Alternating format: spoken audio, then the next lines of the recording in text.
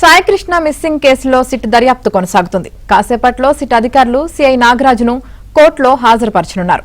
జీజీహెచ్లో నాగరాజుకు వైద్య పరీక్షలు నిర్వహిస్తున్నారు. అటు దర్యాప్తులో సిట్ అధికారులు కీలక సమాచారం రాబట్టారు. Krishnalanka PS, task force, CP office పరిసర ప్రాంతాలు, command control room CC footage మాయం చేసినట్లు గుర్తించారు. అయితే అది సాంకేతిక లోపమని సిట్కు సిఐ నాగరాజు సమాధానమిచ్చారు. కేసులో ఆధారాలు లభించకుండా ధ్వంసం చేసినట్లు సిట్ గుర్తించింది. సీసీ ఫుటేజ్ మాయం, ఆధారాలు ధ్వంసంలో ఉన్నతాధికారుల పాత్రపై ఆరా తీస్తున్నారు.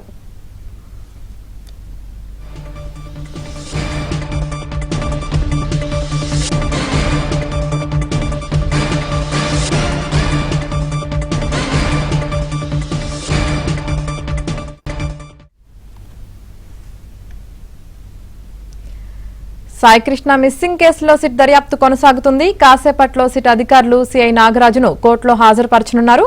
ఇక దీనికి సంబంధించి పూర్తి సమాచారం మా ప్రతినిధి ప్రసాద్ లైవ్ లో అందిస్తారు. ప్రసాద్,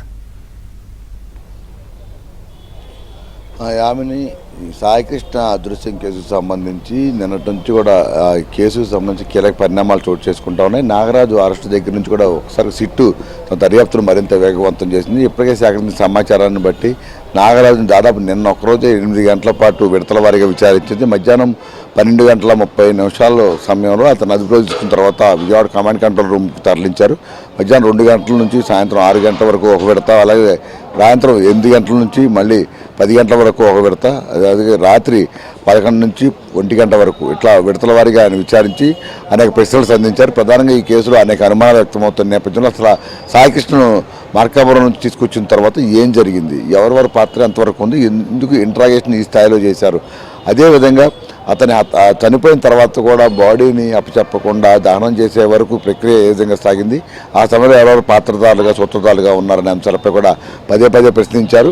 ఇక ఈ సీసీ ఫుటేజ్ మాయానికి సంబంధించి కూడా ఉద్దేశపూర్వకంగానే ఈ సాక్ష్యాలు తారుమారు చేశారా, లేకపోతే మొత్తం ఇతర ప్రాంతాల్లో ఉన్న సీసీ ఫుటేజ్ కృష్ణలంక పోలీస్ స్టేషన్లో మాత్రం ఎందుకు లేకుండా పోయిందని కూడా ప్రశ్నించారు. అయితే సాంకేతిక కారణాల వల్ల ఆ ఫుటేజ్ మాయమైందని కూడా నాగరాజు చెప్పినట్టు తెలుస్తోంది. ఇక సిట్ అడిగిన అనేక ప్రశ్నలకు సంబంధించి కూడా చాలా చోట్ల కూడా ఆయన తనకు తెలియదనే చెప్పినట్టు తెలుస్తూ ఉంది. ఇక విచారణ పూర్తయిన తర్వాత ఈరోజు ఉదయం కూడా మరోసారి ప్రశ్నించగా తనకు ఈ కేసుకు సంబంధించి ఎటువంటి సమాచారం కూడా పూర్తిగా ఇవ్వలేని పరిస్థితి. దాదాపు మరో నేను అరెస్ట్ చేసి 24 గంటలు గడుస్తున్న నేపథ్యంలో కొద్దిసేపు క్రితం ఆయన్ని విజయవాడ ప్రభుత్వ ఆసుపత్రికి తరలించారు. ప్రస్తుతం అక్కడ ఇంకా వైద్య పరీక్షలు సహజంగా అయితే ఈ పాటికి అయిపోయి ఉండాలి, కానీ అక్కడ లోపల తీసుకెళ్లిన తర్వాత నాగరాజుని ప్రస్తుతం అయితే ఇంతవరకు బయటకు అయితే రాలేదు. అక్కడ వైద్య పరీక్షలు పూర్తి చేసిన ప్రక్రియ పూర్తయిన తర్వాత ఆయన అక్కడ నుంచి నేరుగా విజయవాడ ఈ కోర్టు ప్రాంగణంలో ఉన్న 4వ అంతస్తులో ఉన్న సెకండ్ ఏజీఎస్ కోర్టుకు తీసుకువస్తారు. ప్రస్తుతం ఇక్కడ న్యాయవాదులు కూడా చాలామంది నాగరాజు రాకకు సంబంధించి ఈ కేసు ఉన్న ఇంట్రెస్ట్ దృష్ట్యా చాలామంది కూడా ఆసక్తిగా ఎదురు చూస్తున్న పరిస్థితి. అయితే ఇప్పుడు ప్రధానంగా రిమాండ్ రిపోర్ట్ ఇప్పుడు చాలా కీలకంగా, ఇప్పటి వరకు అనేక అనుమానాలు, కుటుంబ సభ్యులు చాలా అనుమానాలు, ఆరోపణలు చేశారు. అదే ఇన్వెస్టిగేషన్లో కూడా ఇంకా సస్పెన్స్ చాలా సందర్భాలు ఉన్నాయి. చాలా సన్నివేశాలకు సంబంధించి ఎటువంటి సాక్ష్యాలు కూడా దొరకని పరిస్థితి. ఇప్పుడు అంతా కూడా కేవలం నాగరాజు చుట్టూ తిరుగుతున్న నేపథ్యంలో అంతే నాగరాజు ఈ దర్యాప్తులో కూడా తాను తప్ప ఇందులో ఎవరికి సంబంధం లేదని కూడా చెప్పినట్టు తెలుస్తోంది. ఇప్పుడు ఈ రిమాండ్ రిపోర్ట్లో సిట్టు అధికారులు ఏ అంశాలు పొందుపరిచారు, నాగరాజు పాత్రతో పాటు ఇటు టాస్క్ ఫోర్స్ అధికారుల పేర్లు కూడా వినిపించినాయి. అలాగే ఆ స్వర్గపూర్లో అక్కడ సిబ్బంది ఏ విధంగా దహనం చేశారు, బస్టాండ్లో ఎవరు ముందుగా చూసి దాన్ని అనాథ శవంగా నిర్ధారించారు, ఇట్లా అనేక ప్రశ్నలకు సంబంధించి కూడా ఇప్పుడు సిట్టు ఇందులో రిమాండ్ రిపోర్ట్లో పొందుపరచనుంది. అంతేకాకుండా మరో విషయం ఏంటంటే ఈ అనాథ శవాలు దొరికినప్పుడు బస్టాండ్లో దానికి సంబంధించి 15 రోజుల పాటు ఆ మృతదేహాన్ని ఉంచాలి.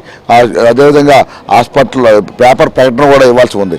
ఈ నేపథ్యంలో వాటికి సంబంధించి కూడా ప్రక్రియ ఎక్కడ చేయకుండా కేవలం 3 రోజుల్లోనే మొత్తం దహనం చేసినట్టు కూడా చెప్తా ఉన్న పరిస్థితి. ఈ పరిణామాల నేపథ్యంలో ఇప్పుడు రిమాండ్ రిపోర్ట్ బయటకు వచ్చిన తర్వాత మొత్తం సిట్టు దర్యాప్తులో ఎంతవరకు ఇందులో సన్నివేశాలు తేలినట్టు కూడా తెలుస్తోంది. ఇక ఇప్పుడు మనకు అందుతున్న తాజా సమాచారం ప్రకారం నాగరాజుకు వైద్య పరీక్షలు పూర్తయ్యాయి. ప్రస్తుతం ఆయన అక్కడ వ్యాన్లో ఎక్కించినట్టు కూడా తెలుస్తోంది. ఇప్పుడు అక్కడ నుంచి నేరుగా బయలుదేరి మరో 6 గంటలోనే కోర్టులో ఆయన హాజరుపరుస్తారు. అయితే ఇక్కడ కోర్టులో రిమాండ్ విధిస్తే మాత్రం విజయవాడ కోర్టులో ఇక్కడ ఆయనకు ఉంచేందుకు అవకాశం లేదని ఇప్పటికే ఇక్కడ ఉన్న జిల్లా జైలు అధికారి కోర్టుకి ఒక రాతపూర్వకంగా లేఖ కూడా ఇచ్చినట్టు తెలుస్తుంది. ఈ నేపథ్యంలో ఒక రిమాండ్ విధిస్తే ఆయన్ని నారాయణ నెల్లూరు జైలుకి తరలించే అవకాశం ఉంది. ప్రస్తుతం కోర్టుకు వచ్చిన తర్వాత రిమాండ్ రిపోర్ట్ బయటకు వచ్చిన తర్వాత సిట్టు దర్యాప్తులో ఏ అంశాలు ప్రస్తావించారనేది కూడా తెలిపోనుంది. యామిని, అయితే ప్రసాద్, అసలు ఈ కేసుని సిబిఐకి అప్పగించాలని కూడా హైకోర్టులో పిల్ కూడా వేశారు కదా, దీనికి సంబంధించి మీ దగ్గర ఉన్న అప్డేట్స్ ఏంటి? అంటే ఈ కేసుకు సంబంధించి మొదటి నుంచి కూడా అనేక అనుమానాలు ఉన్నాయి.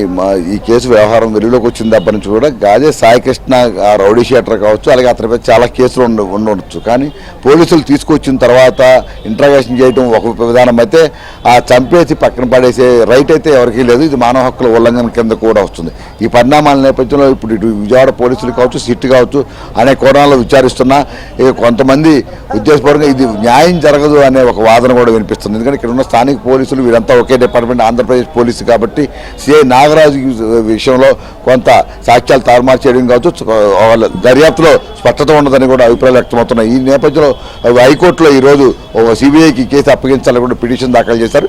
అయితే దీనికి సంబంధించి సిట్టు ప్రస్తుతం దర్యాప్తు దశలో ఉన్న నేపథ్యంలో సిట్టు పూర్తిగా నివేదిక అందించిన తర్వాత అందులో దానికి సంబంధించి కూడా వివరాలన్నీ అందిన తర్వాత అవసరమైతే అప్పుడు ఆలోచన చేస్తామంటూ ఈ కేసుని జూలై 9వ తేదీకి వాయిదా వేసినట్టు కూడా తెలుస్తూ ఉంది.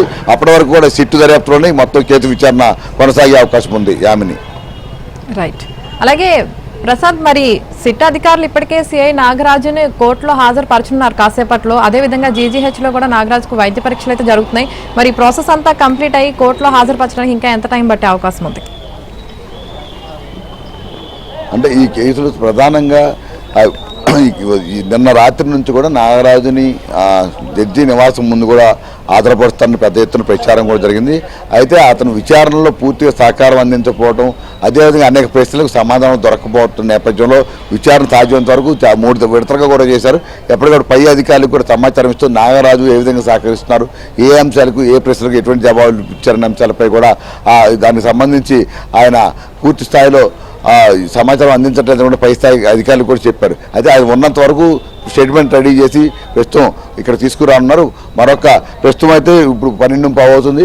1 గంట 2 గంటలకల్లా కోర్టులో ప్రక్రియ కూడా మొత్తం అంటే లంచ్ ముందే ఆయన ఇక్కడ ఆల్రెడీ అతని మీద బలవంతంగా నిర్బంధించడం, హత్య కేసు కూడా నమోదైన నేపథ్యంలో వాదనలు పెద్దగా సాగే అవకాశం కూడా లేదు. మొత్తం ఆ రిమాండ్ రిపోర్ట్లో ఉన్న అంశాన్ని బట్టి ముందైతే అతను వెంటనే రిమాండ్ విధించే అవకాశమే ఎక్కువగా కనిపిస్తుందని, రిమాండ్ విధించిన వెంటనే ఆయన్ని ఇక్కడ విజయవాడ జిల్లా జైలు నెల్లూరు జైలులోకి తరలించేందుకు కూడా ప్రత్యేకంగా ఏర్పాట్లు చేస్తున్నట్టు తెలుస్తూ ఉంది.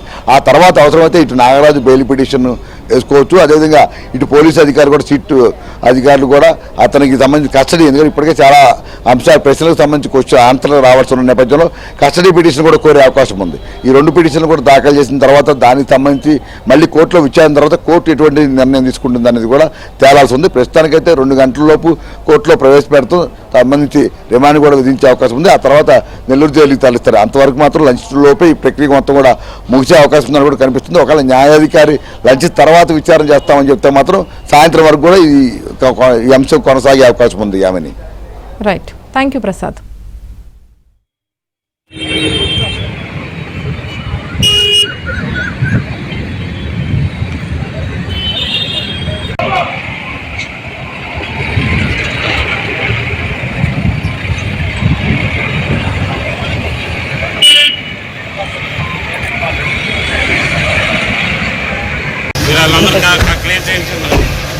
తమ్ముడు ఒక్క నిమిషం సార్, కొంచెం సైడ్ ఇవ్వండి సార్, కొంచెం సైడ్ ఇవ్వండి.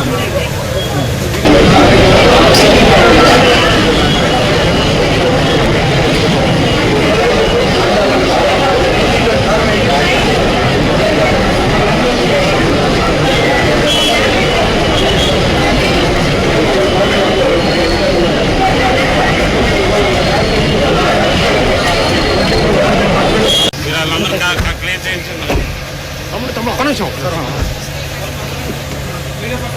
సార్, కొంచెం సైడ్ ఇవ్వండి సార్, కొంచెం సైడ్ ఇవ్వండి.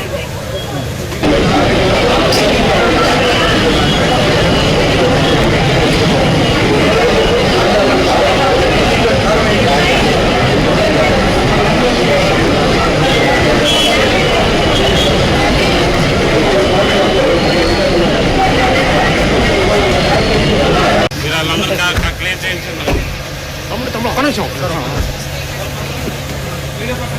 సార్ కొంచెం సైడ్ ఇవ్వండి సార్ కొంచెం సైడ్ ఇవ్వండి